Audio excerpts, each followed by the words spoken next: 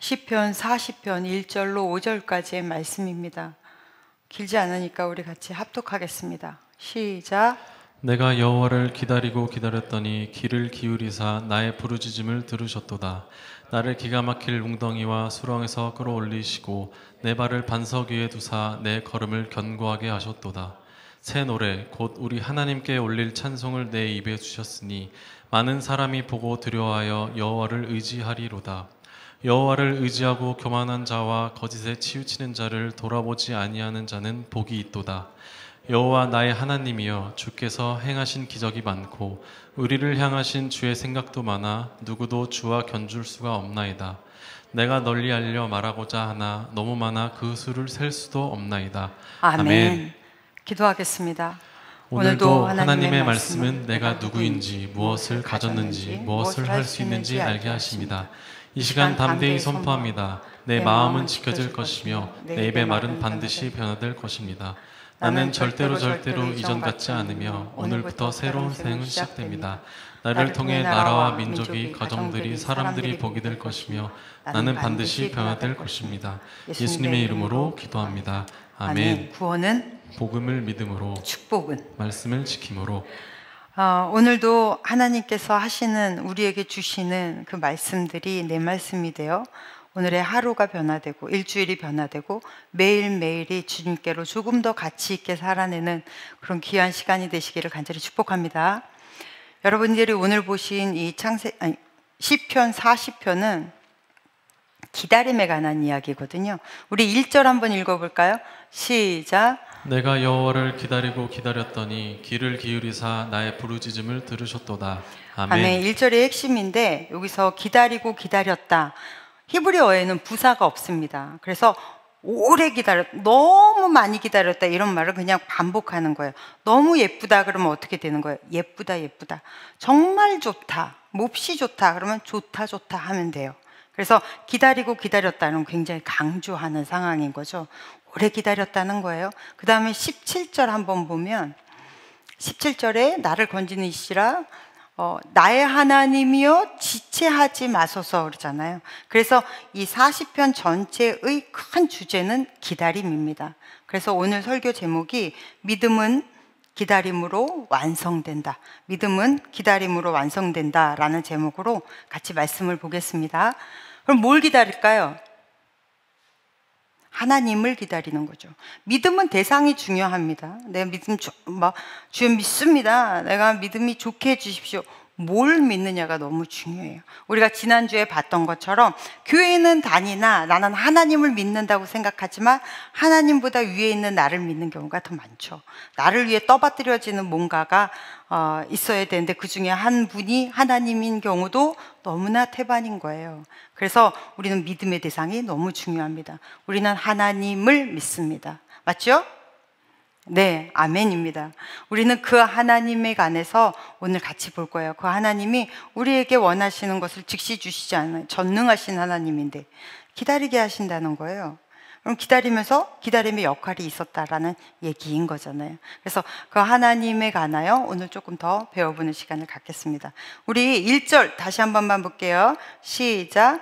내가 여호와를 기다리고 기다렸더니 귀를 기울이사 나의 부르짖음을 들으셨도다.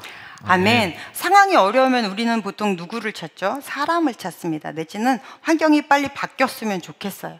그런데 다윗이 노년에 돌아보니까 정말로 내가 기가 막힌 수렁이나, 그러니까 가만히 있어도 그냥 쭉 빠져들어가 버리고 망해버릴 것 같은 그 상황, 내리막길 같은데 그냥 가만히 서 있기만 해도 굴러 떨어질 것 같은 인생의 그 마지막 그때, 세상 소망 다 사라진 그때 보니까 사람도 다 없고 지혜도 다 필요 없고 하나님만이 답이더라. 그 얘기를 하는 거예요. 그래서 그 하나님이 우리에게 오셨을 때야 그때야 해답이 되더라.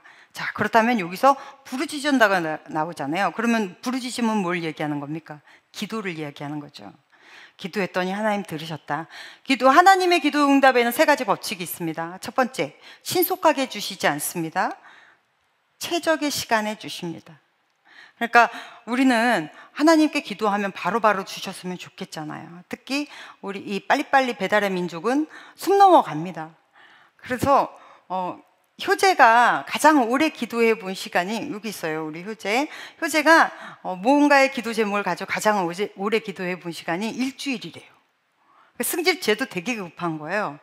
넉넉하게 생겼는데 그렇지 않다는 거죠. 우리는 다 이렇게 뭔가가 굉장히 급해요. 빨리 이루어졌으면 좋겠어요. 그런데 하나님은 타이밍해 주세요. 최고의 타이밍이. 인생은 타이밍이에요. 맞죠? 그런데 우리가 언제 최적의 타이밍인지 우리는 알지 못합니다. 하나님만이 아세요. 그래서 하나님이 최적의 시간에 반드시 주실 거예요. 그래서 우리는 믿고 기도함이 필요하죠. 이게 첫 번째 기도 응답의 법칙이에요. 두 번째 기도 응답의 법칙은 여러분이 원하는 걸 주시는 것이 아니라 가장 좋은 것을 주십니다. 여러분, 우리가 기도한 내용들을 한번 잘 생각해 보세요. 우리가 보통 구하는 기도의 내용은 두려움에서 오거나 아니면 욕심에서 와요. 그죠? 잘 생각해 보면 내가 지금까지 구했던 모든 기도, 모두 다는 아니겠지만 대부분의 기도는 나의 두려움과 내 욕심 안에 갇혀 있다고요. 그래서 정말 내게 뭐가 필요한지, 내게 뭐가 좋은지는 우리는 잘 몰라요. 이런 본능에 충실하면서 구하기 때문에. 그래서 하나님께서는 우리에게 가장 좋은 것을 주신다. 마태복음 7장 11절 말씀. 너희가 악한 자라도 좋은 것을 자식에게 줄 줄 알거든 하물며 하늘에 계신 너희 아버지께서 구하는 자에게 뭘 주신다고요? 좋은 것을 주신대요. 여러분, 지금 가지고 누리는 것은 어떤 거예요? 다 하나님이 주신 거잖아요. 내가 구한 것이 아니라 하나님이 주신 거 가지고 우리는 누리고 사는 거거든요. 그래서 하나님이 주신 것으로 여러분의 삶을 가득 채우십시오. 그게 인생에서 가장 든든한 힘이 될 것입니다. 그다음 우리가 왜 잘 부르는 찬양 있잖아요. 감사. 날 구원하신 주 감사. 뒤에 보면 응답하심 기도 감사. 그다음 뭐죠? 네, 거절하신 것 감사. 왜 거절한 게 감사하죠? 그게 좋은 것이기 때문이에요. 그 다음에 기도 응답의 세 번째 법칙. 내 믿음이 작을 때는 주실 수 없으신 것들이 있어요. 그래서 나를 성장시키신 후에 하나님이 주시는 응답이 있습니다. 신속하게 주시면 자라날 시간이 없습니다. 여러분, 믿음은 내 현실과 약속 사이의 갭을 메우는 힘이에요. 맞죠? 그래서 하나님과 나와의 언약은 이루어지기 위해 시간이라는 것이 반드시 필요합니다. 하나님께서는 이 시간에 우리를 성장시키시는 거예요. 우리를 만지시고 일으키세요. 여러분, 그래서 기다림은 반드시 필요합니다.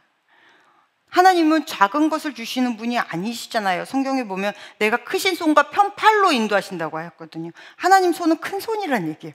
하나님의 그 큰 손으로 작은 것을 주고 만족해 하실 분이 아니시란 말이죠. 우리에게 좋은 것을 주고 싶고 더 큰 것을 주고 싶으나 받아낼 그릇이 너무 작아.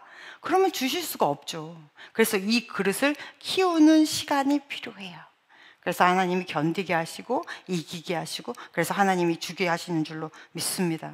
이번에 우리 1박 2일로 수목 같이 이번에 베델성서대학 졸업하는 일기생하고 강화도를 갔다 왔거든요. 근데 강화도가 원래 기독교 성지로 유명해요. 가보면 볼 곳이 너무 많습니다. 그런데 특별히 강화도에 있었던 그 역사박물관, 기독교 역사박물관이 아니죠. 기념관. 여기를 들렸는데 강화도에 기독교가 올해로 기독교가 들어간 지가 131, 2년 돼요. 그러니까 굉장히 오래된 거예요. 강화도가요, 여러분, 전체 인구의 55%가 기독교인이에요. 그러니까 이렇게 버스 타잖아요. 그럼 반 이상은 기독교인이라는 거예요. 학교 가잖아요. 그럼 반 이상은 교회 다니는 애들이라는 거예요.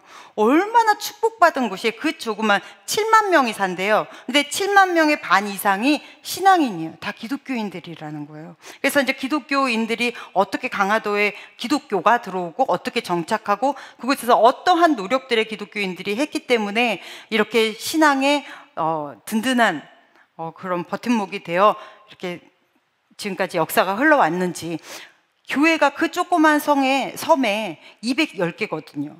장난 아니잖아요. 우리 너무 놀랐어요. 그냥 차 타고 가는데 교회들이 너무 많아서 어떠한 역사를 가지고 있는지 이제 100주년이 되던 1993년에 그 강화도에 기독교인들이 모여가지고 기독교 기념관을 만들고 싶은 거예요.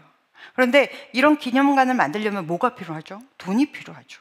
그러니까 만들고 싶은데 섬이니까 돈들이 없는 거예요. 그래서 오랫동안 하나님 우리 역사 기념관, 우리 기독교의 역사를 기념할 수 있는 그런 소식을 알려줄 수 있는 그런 기념관을 달라고 오랫동안 기도했는데 안 됐어요. 그런데 하나님은 이들의 기도를 들으시고 일하기 시작했습니다. 한 사나이를 선택을 하셔서 마치 모세를 선택하신 것처럼 한 남자를 선택하셔서 이 사람이 예수를 믿게 하고 정치를 하게 했어요.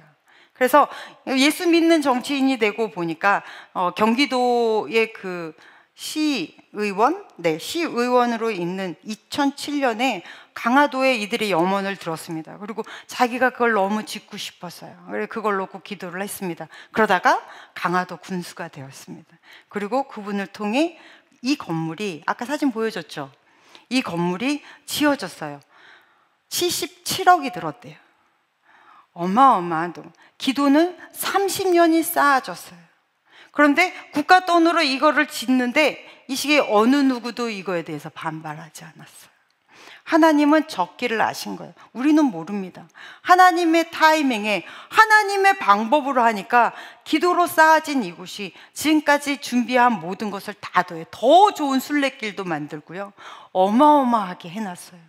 너무나 감사하게 더 많은 스포를 하고 싶으나 여러분 가서 여러분도 직접 그 순례길을 걸어보시라고 여기서 스포는 마치겠습니다. 여러분, 하나님의 일하심은 우리의 상상을 뛰어넘는 거예요. 우리의 스케일을 뛰어넘는 거예요. 내 기도를 뛰어넘는 것입니다. 그게 하나님의 응답의 방법이에요. 그러니까 기도하고 조급해하지 마시고 하나님의 때를 기다리시면 하나님 반드시 응답하실 줄로 믿습니다. 그렇다면 이 기다림에는 뭐가 있다라는 거예요? 역할이 있다라는 거죠. 우리 말씀 로마서 5장 3절로 4절 한번 읽어봅시다. 시작. 다만 이뿐 아니라 우리가 환난 중에도 즐거워하나니 이는 환난은 인내를, 인내는 연단을, 연단은 소망을 이루는 줄 알미로다. 아멘. 그러면 기다림의 역할 첫 번째는 뭐냐? 지금 여러분이 읽은 말씀처럼 내 속사람을 변화시키신다는 거예요. 내 인성, 내 성품을 변화시키는 시간이 이 기다림의 시간이에요. 지금 여러분 읽었죠? 다만 이뿐 아니라 우리가 환난 중에, 우리가 기다림 중에 있다라는 것은 이건 어려움 중에 있다라는 거예요. 그러면 우리는 어려움이 딱 오면 뭐부터 해야 된대요? 인내부터 하래요. 참고 기다리면 어떻게 된다? 하나님이 단단하게 연단을 시키시는데 이 단단하게 연장시키시고 이 연단이 어디로 가요? 소망을 이루게 한대요. 이 소망이 누구의 소망이에요? 하나님의 소망인 거거든요. 그러니까 스케일이 완전히 다른 삶으로 변화시켜 가신다. 이게 우리의 속사람을 열심히 하나님이 변화시키시는 거예요. 여러분, 주께서 우리에게 기다림을 주실 때에는 하나님은 반드시 우리의 마음, 내면의 세계를 만져주세요. 특별히 우리가 우리의 감정과 생각을 만지시는 것을 많이 여러분 간증하실 수 있으실 거예요. 우리의 감정은 어때요? 어려울 때 보면 막 조급해지고 막 뭐라 그래요? 두려움이 많죠. 그리고 그 상황 속에서 이겨낼 자신감이 없죠. 그리고 안 좋은 생각들이 자꾸 들어와요. 어려울수록 사람이 부정적이고 안 좋은 색깔이 자꾸 들어오는데 하나님께서는 이 기다림의 시간에 이거를 만져주시더라고요. 이 생각들을. 여러분, 우리의 이 나쁜 생각이나 안 좋은 감정들은 보통 사탄이 마귀가 집어넣는 경우가 많아요. 뭐를 통해서? 책을 통해서도, 아니면 친구들과의 대화를 통해서, 아니면 영상들을 통해서. 우리도 모르게 이런 생각들이 꽂혀서 내가 그쪽으로 가게 해요. 하나님은 이것을 깨부수는 작업, 이걸 무너뜨리는 작업을 이 기다림 속에서 하시더라고요. 그래서 우리의 감정이 강하고 담대한 감정으로 정리되게 하세요. 그리고 우리의 생각에 성령으로 충만한 생각을 하나님이 넣어주시는 거예요. 정말로 힘들어 보세요. 기가 막혀서 말이 안 나오게 힘들면 어떻게 되는지 아세요, 여러분? 정신이 나눠져요. 내가 아니야. 이 마음과 마음이 나눠져 버려요. 이건 뭐라 그래요? 정신분열이에요. 너무 힘들면 사람이 한순간에 정신을 확 놓게 돼요. 그래서 이 놀 때 아무리 내가 힘들어도 여러분 아무리 내가 삶 속에서 힘든 일이 겪어도 그래도 예배의 자리, 말씀의 자리를 반드시 지키라고 하는 이유가 이렇게 정신이 확 분열될 것 같은 이 상황이 딱 오잖아요. 그럼 하나님이 오셔서 뭐부터 하시는지 아십니까? 딱 한마디 하세요. 내가 너의 힘이라. 그 말씀 한마디 하세요. 그러면 내가 나로 살 수 없어, 나라는 정체성으로 살 수 없어서 다른 무엇으로 살고 싶으니까 자꾸 내가 이렇게 정신줄을 놔주는 거예요. 정말로 힘들면 사람이 이런 일을 겪습니다. 그런데 이럴 때도 하나님 안에 있잖아요. 그러면 하나님이 그 사람의 마음을 붙잡으세요. 그리고 내가 너의 힘이 되어줄게. 걱정하지 마. 강하고 담대하라는 것은 따로 말씀 안 해도 하나님이 내 안에서 이 한마디면 그냥 채워져요. 그래서 다시 정신을 곧잡을 수 있도록 하나님이 만지세요. 이 기다림의 시간에는 하나님이 내 속마음을, 내 속사람을 완전히 단단하게 하나님의 사람으로 만져내는 시간입니다. 반드시 필요한 거예요. 그래서 하나님이 만지는 시간에 우리는 뭐래요? 인내를 하는 것입니다. 하나님이 여러분 인생을 바꿔놓으세요. 이 기다림의 시간에 또 우리는 뭐래요? 하나님이 수렁에서 건져주신대요. 수렁에서 어디로? 반송으로 옮겨지는 시간이 필요한 거예요. 우리 2절 한번 읽어봅시다. 시작. 나를 기가 막힐 웅덩이와 수렁에서 끌어올리시고 내 발을 반석 위에 두사 내 걸음을 견고하게 하셨도다. 아멘. 아멘. 여러분 어떤 수렁에 빠져 계세요? 여러 가지 수렁이 있겠지만 제가 2가지만 얘기할게요. 죄의 수렁에 빠져 있는 사람, 죄는 중독성이 있습니다. 이걸 내가 끊어내려고 해도 끊어내지지가 않는 게 너무 많아요. 그런데 사람이 고난이 오니까 끊어지더라고요. 마귀도 몸 아프면 천사 된다고 사람이 약해지니까 그 죄에서 끊어지게 하나님이 이끌어 가시더라고요. 그러니까 여러분 어려운 가운데 있을 때 죄에서 여러분을 청소하는 시간을 가지시기 바랍니다. 그것을 꺼내서 하나님 반석 위에 세우세요. 2번째, 하나님이요 나쁜 습관을, 그 습관의 이 웅덩이에 빠져 있는 나를 고쳐주세요. 하나님은 어려움을 통해서 하나님과의 모든 타임의 모든 시간은 하나님 버리는 게 없어요. 그래서 천국에는 쓰레기통이 없다고 어떠한 여러분의 시간도 버려질 게 없어요. 하나님 안에 있으면. 그래서 내가 그 고난 속에 있어도요 내 안에 있는 나쁜 쓰레기들을 하나님 치우기 시작하세요. 특별히 툴툴거리는 성격들, 불만하고 불평하고 나도 모르게 톡톡 내뱉는 이런, 왜 부정적인 성격 막 이렇게 얘기하지만 우리 삶 속에서 이렇게 보면 친구들 안에서도 아니면 우리 교회 안에서도 툭툭 던지면서 툴툴거리는 성격이 가지고 있는 사람이 있어요. 저는 이런 사람들이 복을 받는 꼬라지를 못 받습니다. 성경에서도요 그런 사람들을 하나님은 복 주셨다는 말씀이 없으세요. 하나님 이 습관 반드시 고치게 하세요. 환경은 안 되는데 일이 되게 만들어 버려. 그러면 툴툴거리는 성격 고쳐져요. 이렇게 나도 모르게 이렇게 막 반항하고 불순종하고 이런 것들이 고쳐져요. 그리고 남 탓하는 성격. 여러분 책임지지 않는 인생은 하나님도 책임지지 않습니다.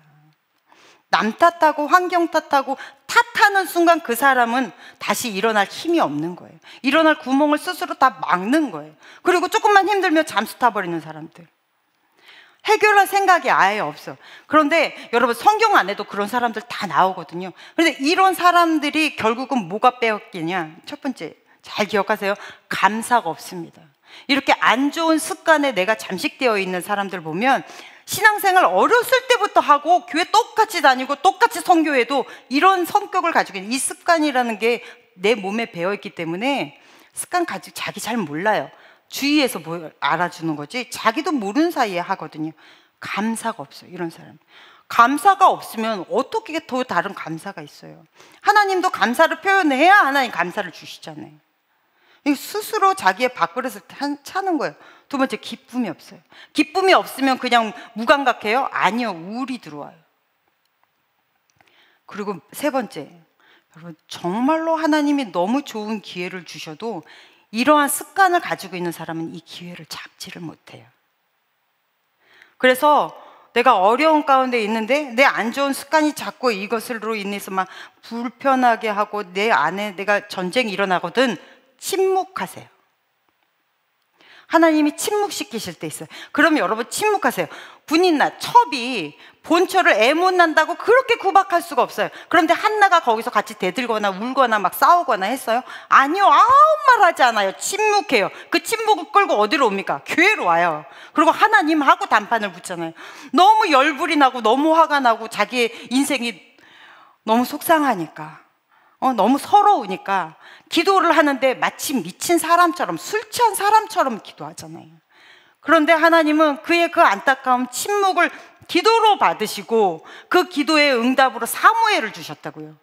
민족의 지도자, 이스라엘의 초대 왕을 세우고 다윗을 왕으로 세운 사무엘을 그 한나라는 여인의 그 기도를 통해서 나오게 해요.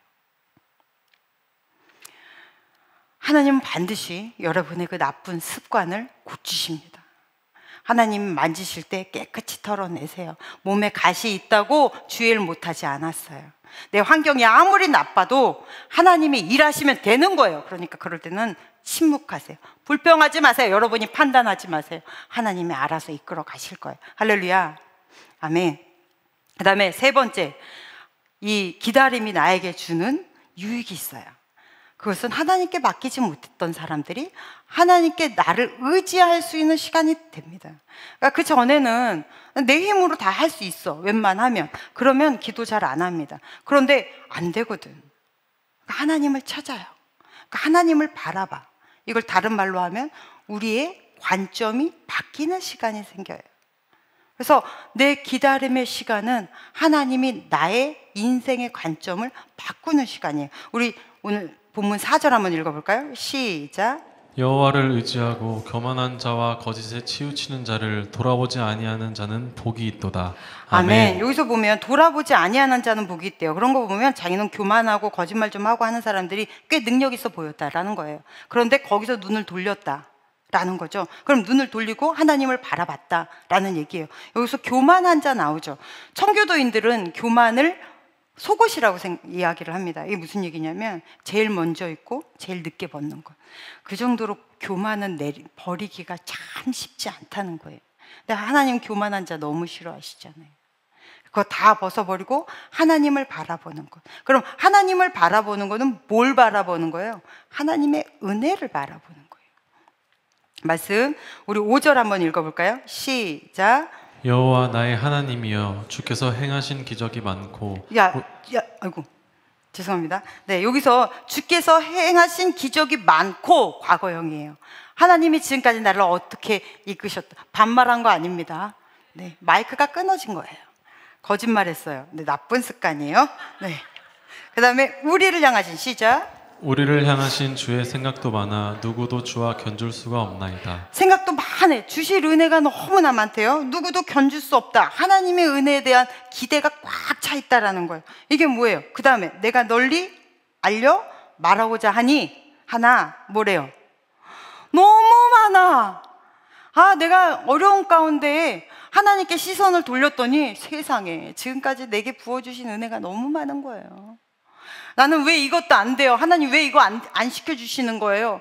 왜 이 문을 막으셨어요? 하고 나는 속상해 했는데 보니까 세상에 관점을 하나님께 바꾸고 보니까 하나님이 지금까지 베풀어 주신 은혜가 너무 많은 거야. 그래서 나는 지금까지 하나님이 주신 것으로만 살았네?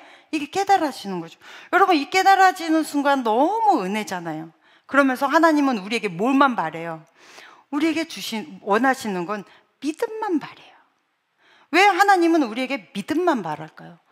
하나님 뭘 더 원하시겠어요? 뭘 바라시겠어요? 뭐 없는 게 뭐가 있어요? 하나님은 우리의 사랑과 믿음만 바라신다고요.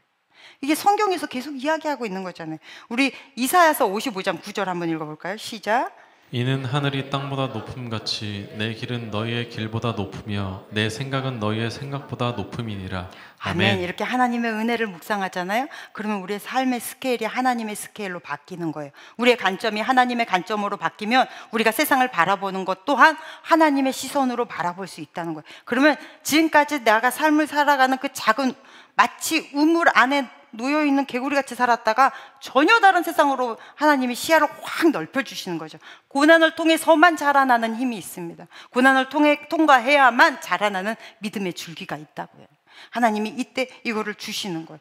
우리 6절 한번 읽어볼게요. 시작. 주께서 내 길을 통하여 내게 들려주시기를 제사와 예물을 기뻐하지 아니하시며 번제와 속죄제를 요구하지 아니하신다 하신지라. 아멘. 그러니까 너 어려울 때 막 하나님 앞에 막 예배 드리고 막 이렇게 많이 드리고 막 이러면 너희가 축복받는다고 생각하지, 착각하지 마. 하나님이 원하시는 심령은 상한 심령이야. 하나님, 나는 주님밖에 없어요. 내가 보니 내 힘으로 사는 게 아니네요. 나는 은혜로 사는 사람입니다. 이것이 바로 가난한 심령, 성경에서 말하는 가난한 심령. 하나님이 찾으시는 상처받은 영혼이에요. 그 영혼으로 하나님께 오면 하나님이 그들을 구원해 주세요.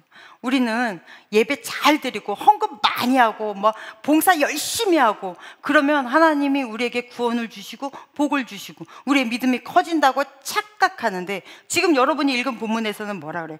너 예배 안 드려도 돼. 헌금 그딴 거 안 해도 돼. 네 안에 나를 의지하는 이 온도가 어느 정도니?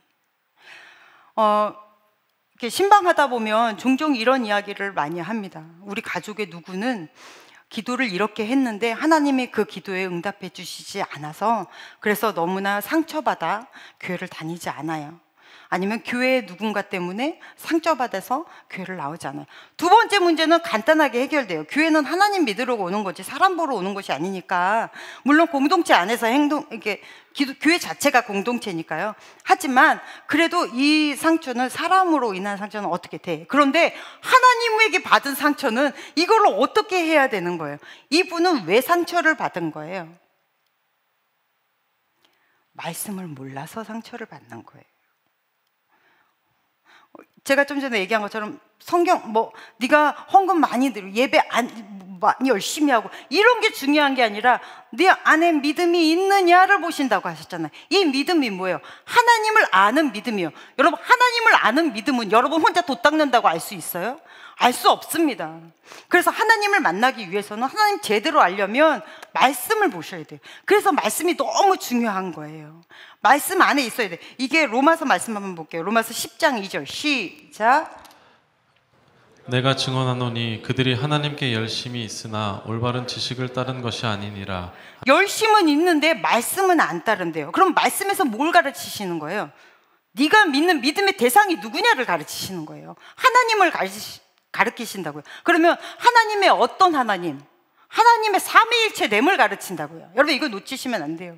하나님의 그 크신 사랑으로, 하나님의 예수 그리스도의 십자가의 은혜의 의미, 그 다음에 성령의 도우심, 이걸 다 어디서 압니까? 여러분 혼자 독단한다고 알아요?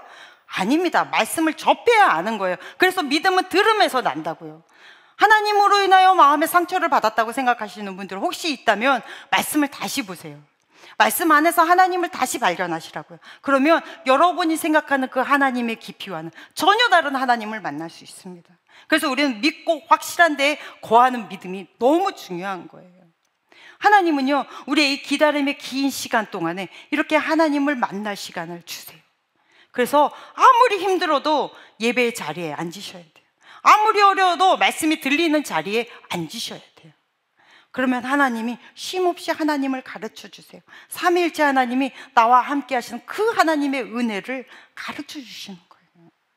그 기다림의 시간에 여러분의 신앙이 더 깊어지고 넓어지시기를 간절히 축복합니다. 여러분, 때로는 하나님이 좀 정확하게 얘기해 주셨으면 좋겠잖아요. 내가 그렇게 기도했는데 하나님, 내가 어떻게 해야 되는 거예요? 하나님 좀 정확하게 말씀을 해 주셨으면 좋겠잖아요. 그런데 난 열심히 기도했다고 생각하는데 아무 응답이 없는 것 같잖아요. 그죠? 우리 그럴 때만 아니, 응답해 주시는 것 같아요. 그거 가스라이팅 당하고 있는 거예요, 여러분. 하나님 그렇게 기도 그렇게 이렇게 해라, 서쪽으로 가라, 이런 거 없다고요. 그런데 우리는 마치 그 감정으로 이렇게 하는 게 하나님의 뜻이라는 것 같은데 하는 이상한 때려 맞추려고 하는 게 있어요. 여러분, 하나님 명확하게 대답은 안 해주시는 것 같으나 열심히 하나님은 여러분을 위해서 일하고 계신다는 것을 믿으시기 바랍니다. 내가 기도하는 그 순간부터 하나님은 일하고 계세요. 언제 어떻게 풀릴지 모르나 하나님은 반드시 여러분의 길을 열고 계세요. 우리가 먼 길을 하나님 보여주시지 않는다고 그러죠. 말씀은 뭐래요? 네 발의 등이래요. 요 한 걸음 가도록 하나님이 이끄시는 거예요. 왜 하나님은 그렇게 확 안 알려주시는 거예요? 답답해 죽겠는데 하나님 좀 미리 좀 알려주시면 얼마나 좋아요. 그러면 너는 하나님을 의지하지 않잖아. 매일매일 나는 너와 함께 하고 싶은데 네가 나를 의지하지 않잖아. 한 걸음 뛰는 것 하나님은 반드시 오늘의 걸음은 가르쳐 주십니다. 그러면서 어떻게 하길 원하시는 거예요? 내가 전적으로 하나님을 의지하길 원하시는 거예요. 이것이 하나님의 사랑입니다. 여러분, 그 하나님과 매일매일의 걸음을 자신 있게 걸으며 주님이 주신 기다림의 그 시간 동안에 여러분의 신앙이 자라나시기를 간절히 축복합니다. 기도하겠습니다. 하나님 아버지, 주님이 주시는 그 기다림의 시간 동안에 우리가 환난을 이겨낼 믿음도 주시옵시고 삶을 새롭게 이겨낼 하나님 용기도 주시고 하나님과 함께 살아낼 그러한 믿음을 허락하여 주시옵소서. 강하고 담대함 주 안에 있습니다. 예수님 이름으로 기도했습니다. 아멘.